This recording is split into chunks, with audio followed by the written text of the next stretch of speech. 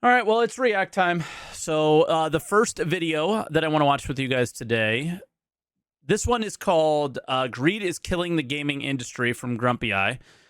The thumbnail is pretty glorious. So let's check this one out from Grumpy Eye. It all started with this.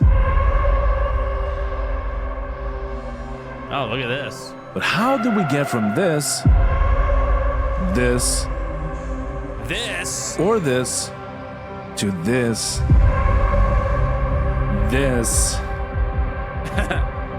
and even this? What about this?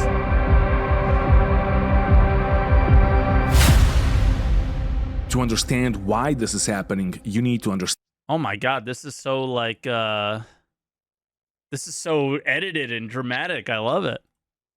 That this is not the first time it happened. Look at this. In the beginning, a man by the name of Emil Berliner invented what will later be known as the vinyl record, or the phonograph record. And shortly after that, the gramophone became a must-have household item in the upper-class society of the developed countries and regions. That invention paved the way for the musicians to Yo, Grumpy Eyes, are you Vice?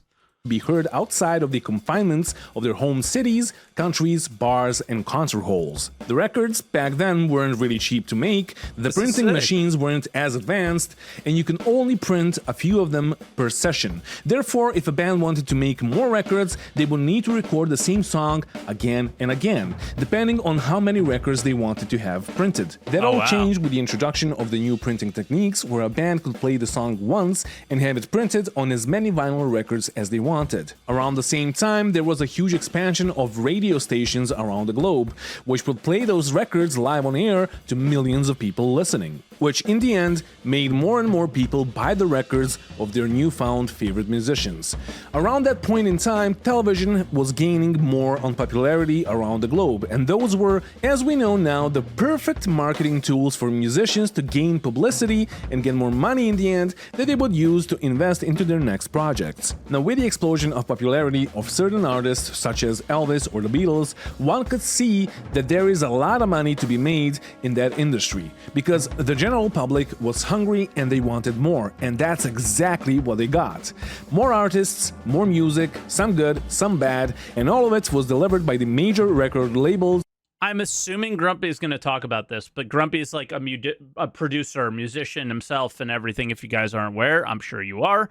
And so he's got a lot of understanding on this stuff. That saw this as an advantage for their own growth and personal gain.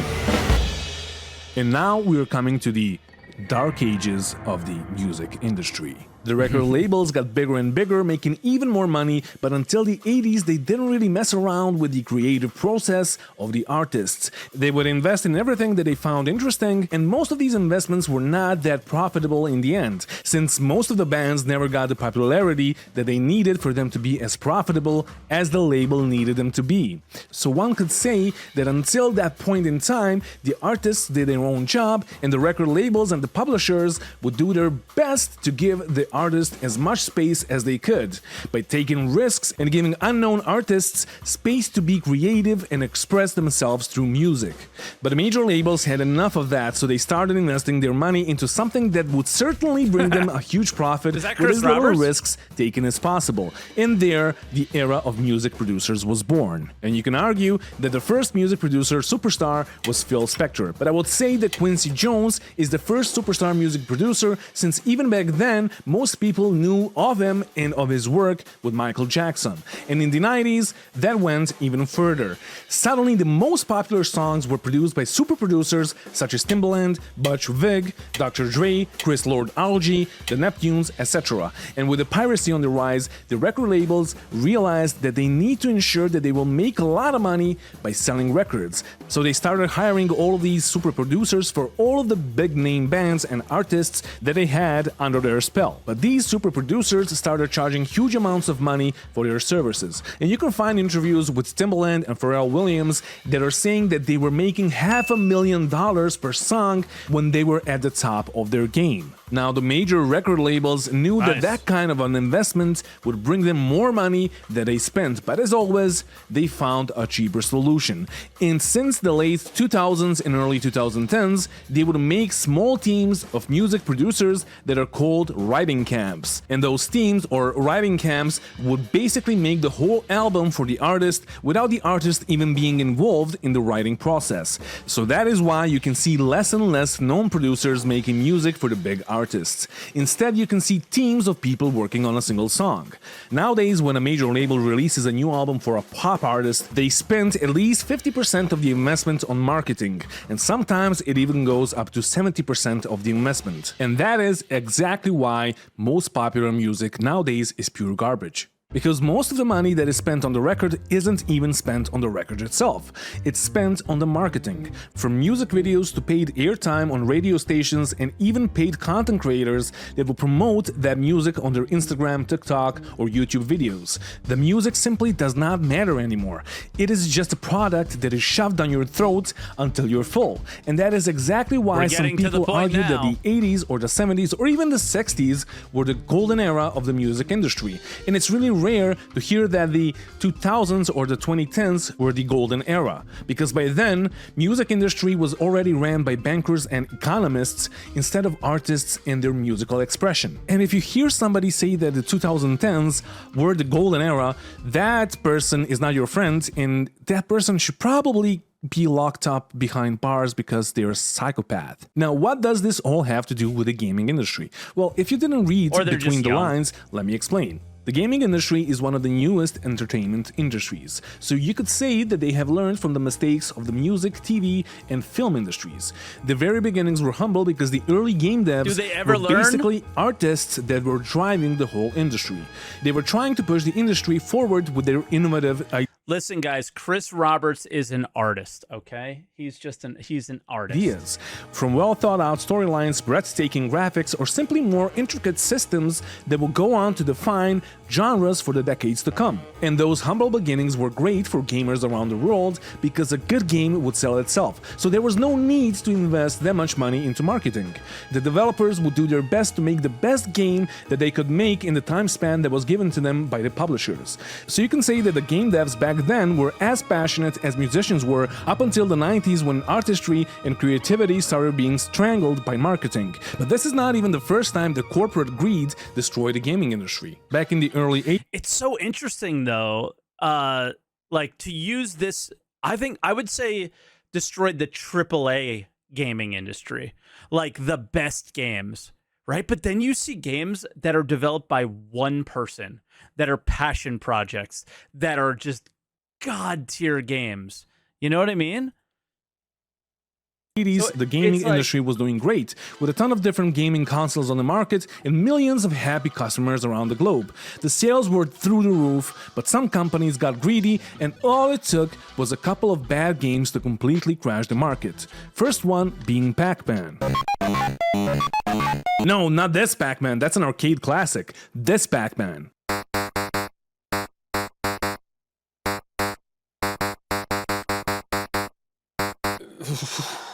Atari wanted to port Pac-Man from the arcade machines to their own system, and they did it so poorly that the public was outraged. It didn't resemble the original, and it had some serious graphical issues. The funniest part is that they had their heads so far up their asses that they produced 12 million copies of the game, which is 2 million more than the amount of consoles that they had on the market at the time. But Atari did not stop with Pac-Man. The next game that they released was Raiders of the Lost Ark, and it was as terrible as Pac-Man was. People kept on returning their copies back to the stores and getting their money back, but the final nail in the coffin was E.T., which is arguably the worst game that was ever made. The reason for all of these failed titles was rushed development and greedy marketing. As an example, Atari's marketing told the developers that they needed to release E.T. during Christmas sales, so the developers had only 4 weeks to work on the game. Oh my God. The result was that they filled up our landfill in New Mexico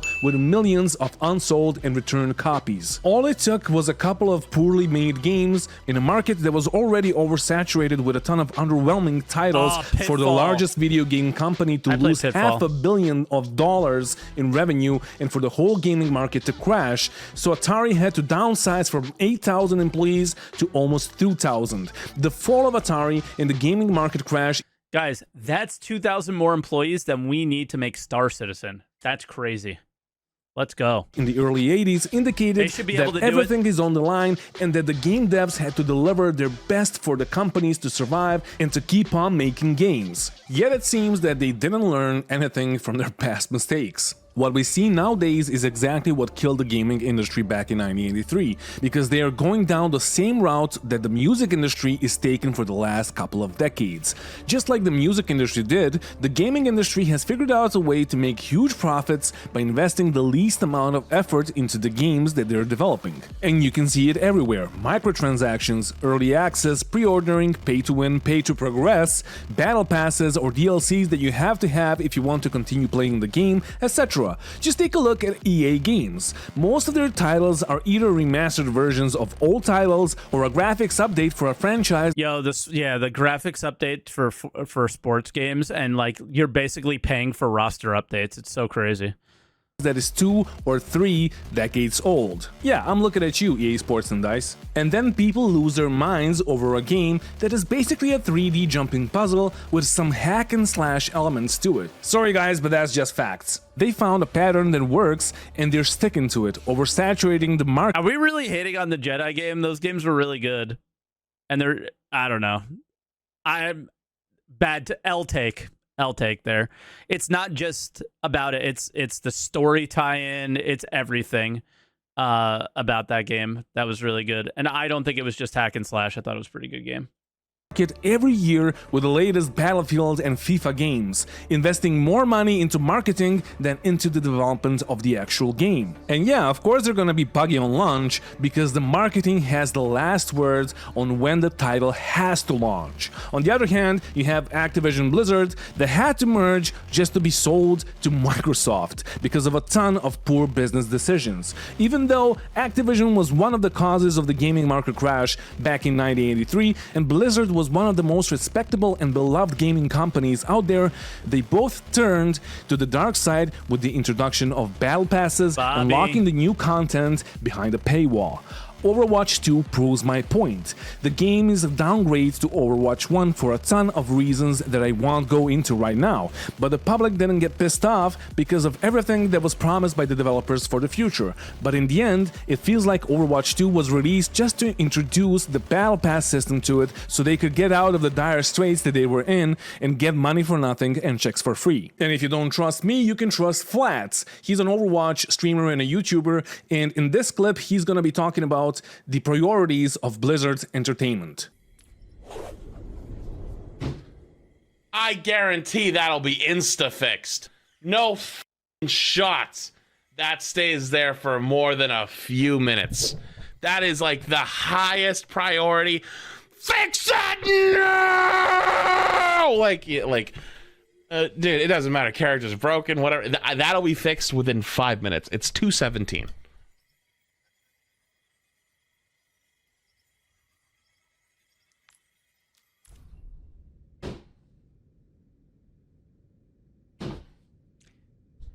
You know, it's very important. Why is Gaijin releasing unbalanced, pay-to-win tanks and planes in War Thunder?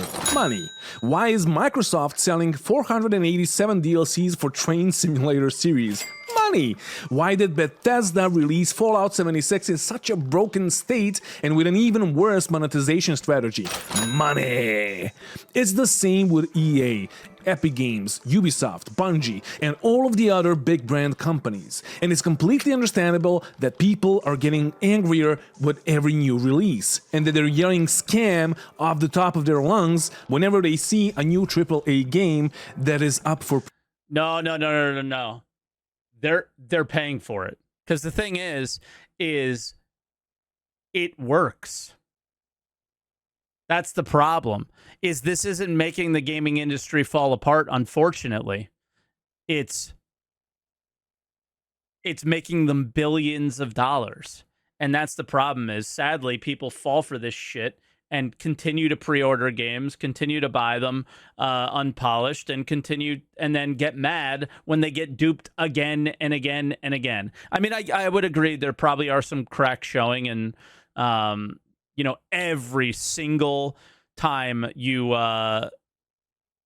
this is one thing that drives me insane about Star Citizen 2 is every time a game company comes out and they're like, oh, we got to delay our game again. Star Citizen's like, see, they have to do it too, guys. See.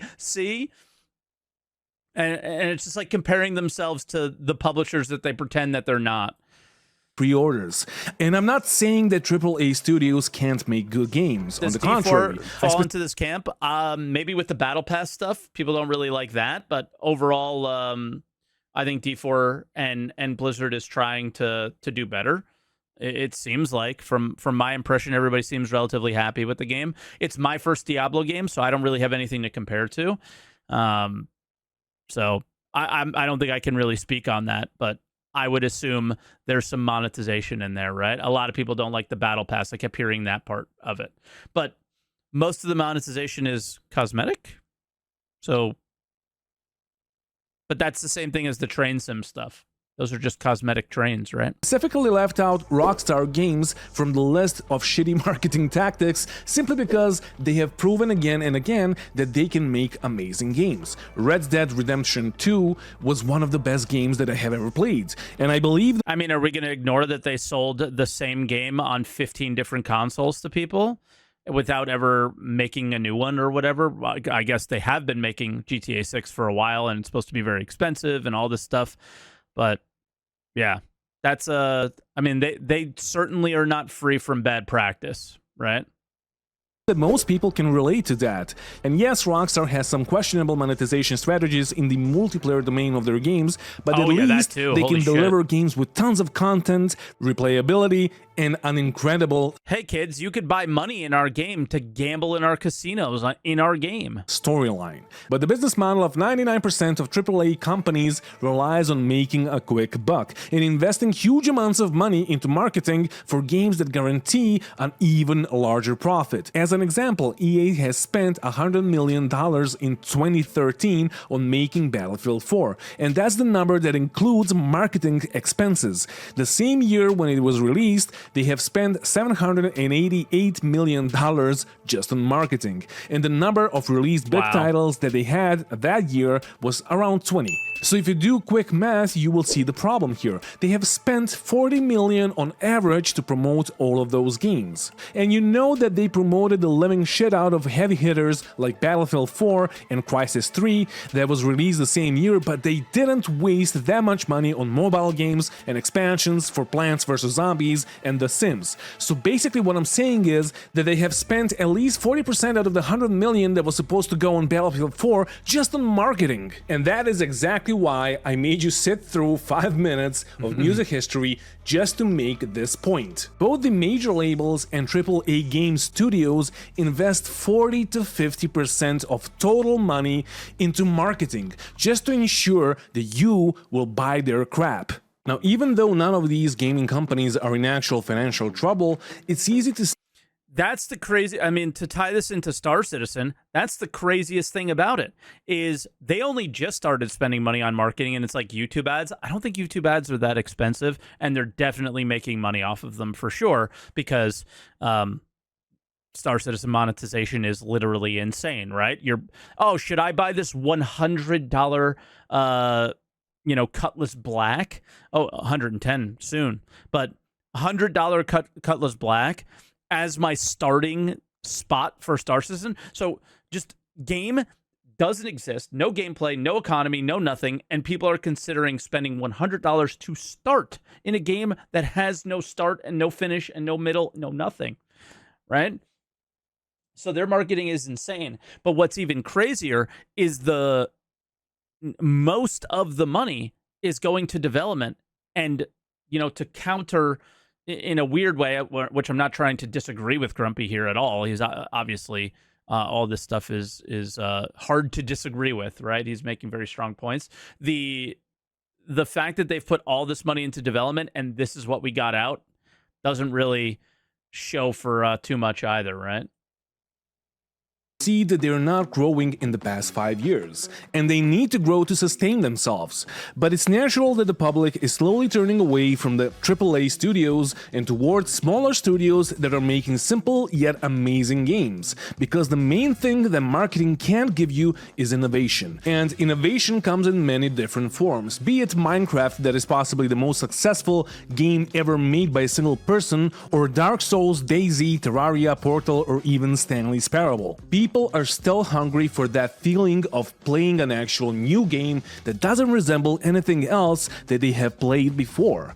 But there is a catch: without huge investments, these small indie studios can't compete with AAA studios when it comes to the graphic fidelity, motion capture, sound design, or even reach, because they don't have that kind of... But don't you think that gamers are starting to show game developers that those things aren't the most important things? Right? Like, so many games are successful that look pretty regular or basic or whatever. I feel like, I mean, maybe PC gamers are, right? Valheim proved this wrong. I mean, PUBG wasn't very visually fantastic. You know, I mean, I want both too, right? I think the cutscenes like from Diablo 4 are really cool and stuff like that so far that I've seen, and the game looks pretty good too, right? You think there's a shift on the horizon? We'll have to see. I mean, I think that I don't think it's ever going to get away. Like, we are in late stage capitalism. You know what I mean? Like, it is what it is in so many ways. Like, this stuff is not going away. But I do think recent years have shown some pretty disastrous things. I think Cyberpunk was probably that was people's last hope, because it was from a somewhat reputable company that people really, really trusted in and had faith in. And when even they got screwed by them, that's when it was like kind of all faith was lost in game development from the gamers. But at the same time, I still feel like, you know, people are still pre-ordering games. People are still buying battle passes. I mean, Halo Infinite, you know, had its problems as well. I wonder how that's going, because I certainly put it down for a while. So I don't know, man. I just think that the passion is still there, and there are still passionate developers out there, and there are more tools today for them to succeed than ever before. Unreal Engine 5, Unity, things like that, that, you know, automate a lot of the stuff that they're probably wanting to do. So I do think that we're in a pretty good place in terms of what could be possible by a few people. But from the AAA perspective, I think is where the real problems are. Is they're, you know, Star Citizen, $500 million. We're hearing very similar numbers for GTA 6. They don't just need to make the money back. They need to heavily profit on these games. How do they do that if you're only paying $60? If you're only paying $70, right? So I think that they're trying to get creative and find any way to suck every dollar out of you so they can recoup that investment, because there's risk in everything, right? What if the game doesn't succeed? All these things. So I don't want to be in their corner, but you also have to kind of see their side there. And I think that's what the problem that Grumpy's pointing out is, they're spending so much time on marketing when they don't. I think maybe game companies realize they don't have to as much anymore. I think good examples are Valheim that was mentioned before, Fall Guys, Among Us, right? These are giants at this point, right? Absolute giants of games, and they just were popularized on YouTube and Twitch from just people going, yo, this is fun, let's play, right?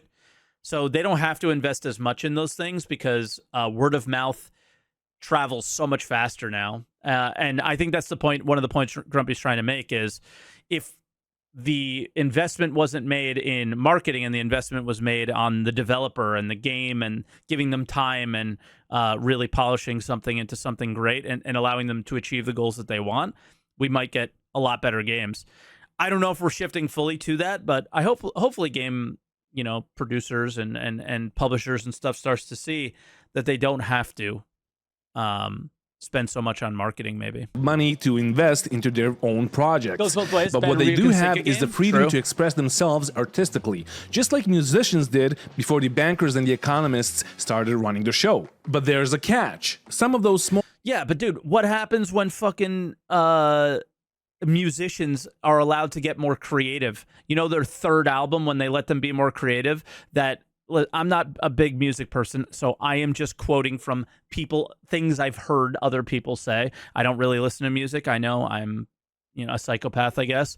But you always hear like when the musician, they allow them to get creative, what happens? It's a dog shit album and nobody listens to it because it's crap, right? So development teams are There's turning that too. towards public funding through platforms like Kickstarter because they simply need more money to deliver a AAA quality game. And they will be completely fine if most of them didn't end up being as greedy as the AAA studios. And you can see it everywhere. Off-world industries that made Squad promised a ton of different things in the Kickstarter, such as player-controlled attack planes and choppers, just to ditch that whole idea once the Kickstarter ended. To make things even worse, the development of that game was getting slower and slower the more money they got, because they started focusing on other stuff that had nothing to do with the original game. The same thing happened with Star Citizen, which is the prime example of a small team growing to a AAA studio size through crowdfunding.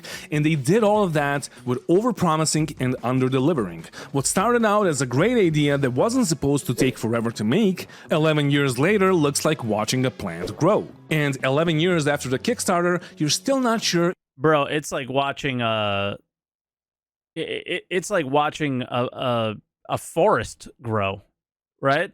Like, that's insane. If that plant is gonna be a rose or a weed.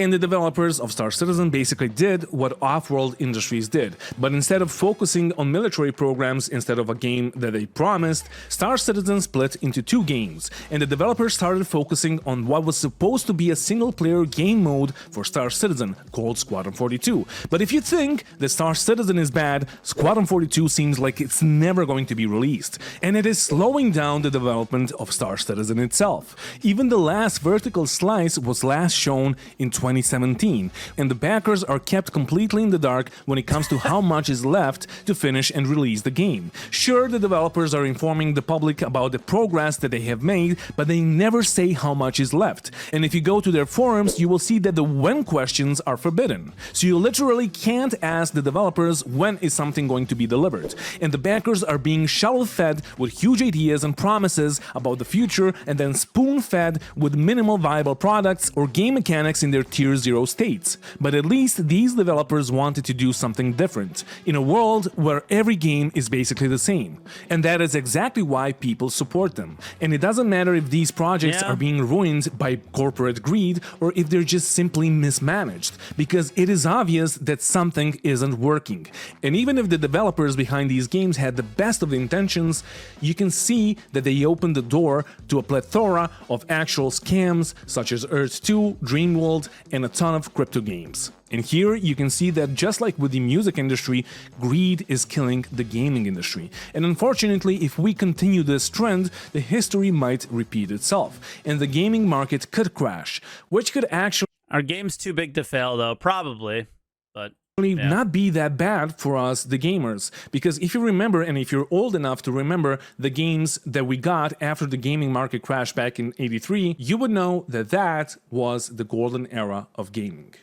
Yeah. Thank you to all my patrons that are supporting me, and to all my YouTube members that That's are where, also like, supporting Nintendo me. and all that stuff This started video took popping me a off. while to make. Like, as you can see, I shaved and, well, shaved my head and trimmed my beard. So, yeah, if you want to support me, there's the links down in the description Guys, of the Grumpy video. There's groomed also himself merch. for this, There's like the okay? join button on YouTube, etc., etc. So check it out. If not, just subscribe, because yeah, I need to subscribe. Please do. Please, like, it took me a fucking week to just make this. Anyway, thank you for watching again, and don't forget to bring a towel when you're traveling through space, and mwah. That was really good. That was Grumpy's best video. That was crazy. That was crazy good. I just think the big thing that we have to recognize is that gaming isn't dead. Gaming isn't going to die, but AAA games are not. Like, AAA used to mean that these are the best games. These are the best games. They're no longer the best games, and people have and still should lose faith in these companies until they prove you otherwise, right? There's been too many instances of just problematic releases and just generally not innovating or making anything interesting anymore, and it's just getting insane. And these things cost insane amounts of money as well, right? So there's definitely that, which is a whole nother thing. Like, who would have thought we'd be here with Star Citizen? Who would have thought that Cyberpunk would have kind of pulled off what is happening today? Who would have thought that Star Atlas is a thing, right? These crypto games and shit. So it's a crazy, crazy time. And will something give? I don't know. I think we're going to end up kind of coasting for a while. AI will save gaming. A lot of people say that too. We'll see. We'll see. Maybe it'll be a lot easier to make side quests and stuff, and then they can focus on the main story, you know? What happened with Cyberpunk? It just released really poorly, and I think it's still fairly buggy from what I heard. But overall got a lot better, and it just had to release, and then everybody refunded. Yeah, it's super big problem, right? It just comes down to, I think once big corporations get their greedy little hands on things, it's kind of over. And to expect it to change is not going to happen. But good thing there's still great indie music out there and great indie games out there. And yeah, that's all we really need to worry about, I think, at this point. But keep your expectations low for the big AAA stuff.